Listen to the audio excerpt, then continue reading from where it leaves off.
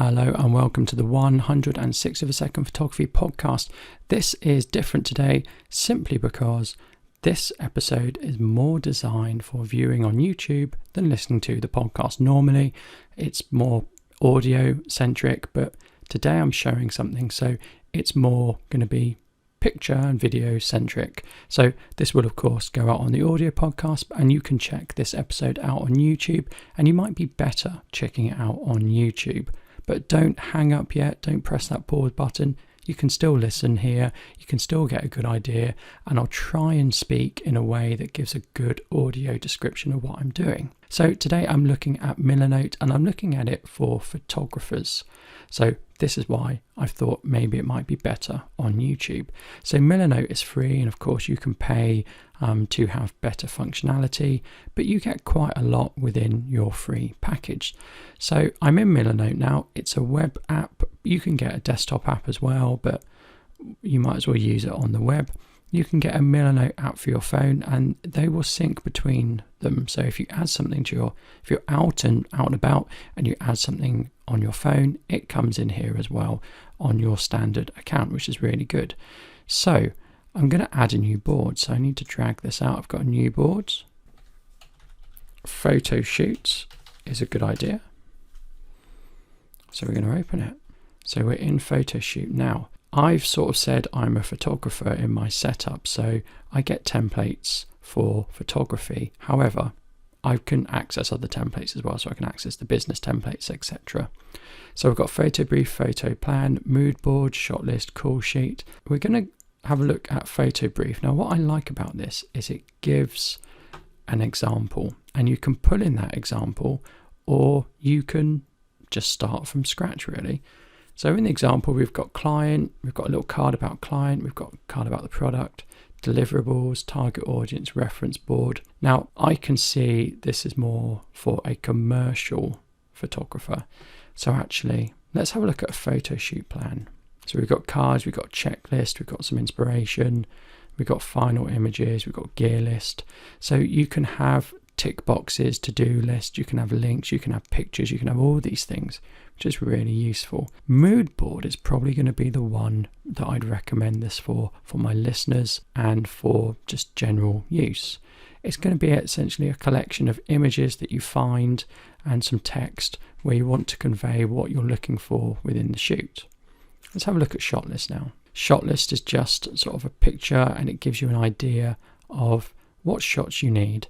Now, you might use this for sort of filmmaking, and there are filmmaking templates as well. So this is quite good if you're a product photographer or macro photographer. And let's have a look at call sheets. So this is put a map in. So we've taken from the web, we've got Google Maps, who's coming, the schedule, equipment, a bit about the project. And of course, you can publish and share these. So let's have a look at the publishing options. So you can allow people to comment. You can send people this over the internet. You can send them a link. You can require them to have a password. You can embed this in a website, and you can give them a welcome message. So you can publish it that way and share it that way, or you can export it as a PDF or an image, or you can download it as a Word document or a plain text document or a Markdown document. All these sort of images aren't going to look particularly good in a Markdown or a plain text document. They'll look good, they'll look okay in a Word document, and they'll probably be better in a PDF. And of course, people can comment on a PDF as well if they want to. So I think we're going to go for a mood board. So I'm not going to check this to keep example content. I'm going to use just this template though. I'm given some things here of what I can do. It's got a basic template. So first of all, we're going to pick color. So I've got my color here. I might be really keen on a certain color. So the photo shoot might be associated with the color, so I can put a color in here. What I really like is it gives me the color code, so I can standardize that and I can put that in other places. I'm going to do 2 different blues. Okay, so here I can upload images, and I can upload them from my PC, or I can get them from the web. So these are image placeholders. This is something I can type in. And of course, if I want to just rearrange these things, I can move that down. I can add in a comment here, and that will allow someone to write in a comment. I'm going to get rid of that because actually I want to add in a note. So that I can give this a title, the look I'm after, for example. One thing we can't do is we can't sort of go and get stock footage within this. We can upload files, which is very useful if you want someone to have a reference file, maybe a contract, you could pull that in here. And we can have things like lines, so I can link. Yeah, so I might want to link this color to the look I'm after. Here we've got a card, and that's going to have lots of things on it.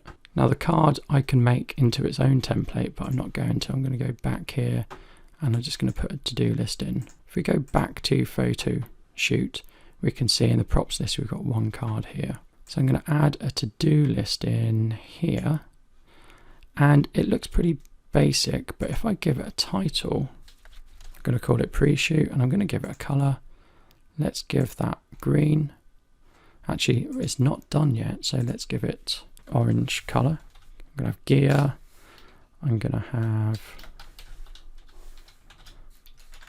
contract.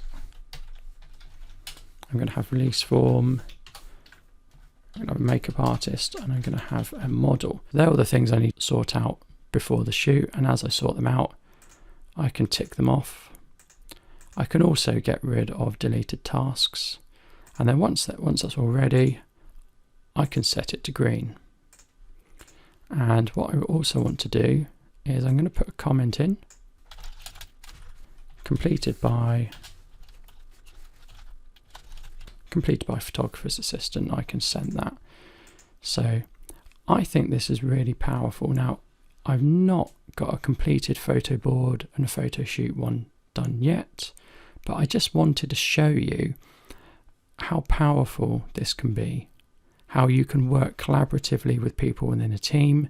You can set up a team, how you can really convey your ideas. And in the times we live in, the times of Zoom, you could do this in real time with someone remotely and start putting things together. And then you've got a reference board.